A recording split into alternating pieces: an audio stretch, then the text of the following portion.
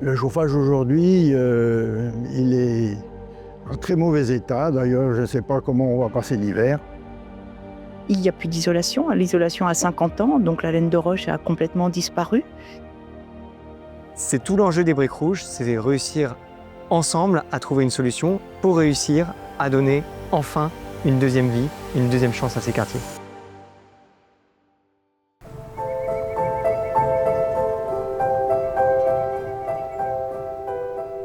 Il y a 6 ans, nous avions l'ambition de porter une rénovation urbaine, thermique, énergétique, une réinvention du quartier des Briques Rouges. Les travaux seront lancés dans quelques semaines maintenant, à l'occasion du Salon des maires qui nous avait donné la chance de mettre en lumière ce projet. Eh bien, nous avons tiré le fil. Il fallait que les copropriétaires travaillent avec le bailleur, travaillent avec le maître d'œuvre, travaillent avec l'ensemble de cette galaxie d'acteurs qu'il a fallu mobiliser. Le rôle du Salon des maires, c'est de faire aboutir ce type de projet. C'est vraiment sa raison d'être et ce qui oriente l'ensemble de nos actions et des sujets que nous essayons de partager avec vous chaque année. Pas bien parce qu'on a l'impression que c'est des grosses briques. En fait, c'est assez fin.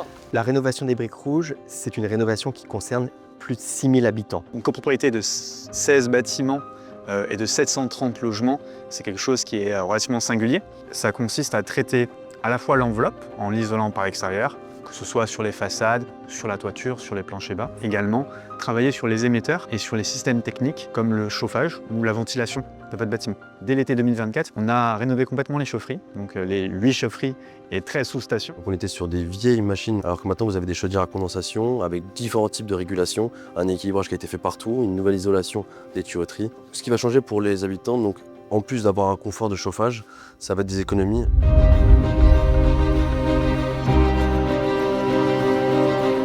Dans le cadre de ce type de projet, la première difficulté qui nous est rapportée par les collectivités et qui est de plus en plus prégnante dans cette fin de mandat, ce sont les financements. Ce qui a rendu le financement possible, avant tout, c'est le soutien de Monsieur le maire, qui soutient énormément ce projet depuis le début. Aujourd'hui, on a embarqué avec nous l'ANA, qui finance à hauteur de 17 millions d'euros, la région qui finance à hauteur de 1,3 million d'euros, la ville également, qui finance à hauteur de 1,3 million d'euros, avec un taux de financement égal à 64%, toujours dans le but d'obtenir un minimum de reste à charge pour les copropriétaires. On parle au total de presque 100 millions d'euros de budget et puis surtout une multiplicité d'acteurs et une complexité. Il fallait d'abord que les copropriétés s'entendent. L'Assemblée générale a pris une décision unanime fin d'année dernière pour lancer les travaux. Et on va commencer, comme cela, par isoler les bâtiments par l'extérieur pendant une période de 3 années.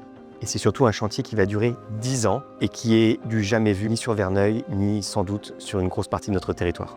C'est quelque chose qui est assez unique dans sa vie. Nous sommes particulièrement heureux de pouvoir voir l'aboutissement de ce projet, un mandat tout à fait particulier car il a permis de porter une ambition qui a été la nôtre, c'est-à-dire de faire un salon utile, un salon qui accompagne les maires, leurs équipes, l'ensemble de leurs partenaires pour répondre aux enjeux très importants qui sont les leurs, notamment en termes de réchauffement climatique. C'est pas l'histoire d'un mandat, c'est l'histoire de mandats avec beaucoup de S.